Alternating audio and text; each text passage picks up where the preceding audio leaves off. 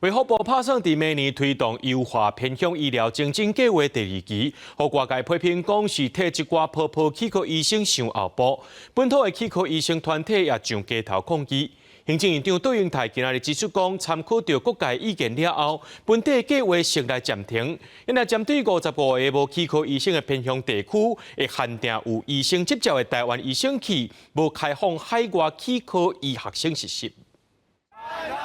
顶个月底，几落百个本土牙医团体行上街头，抗议卫福部伫要推出的优化偏乡医疗精进计划第2期，都是为了替泡泡牙医开后门，变相开放海外牙医学生的实习名额。行政院长杜英泰初稿指出，参照各方的意见了后，原计划暂停，要求卫福部1个月内重新修订计划内容，让大家不要担心有什么其他的一个副作用，更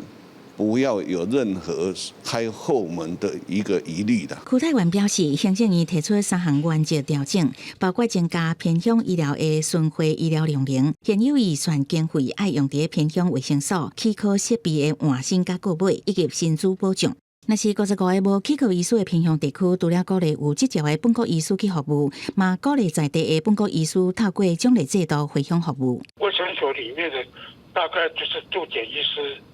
大概都是内科啦，没有这个牙科啦。而我们是需要说，能够最少1个礼拜有1个牙医师能够到偏乡地区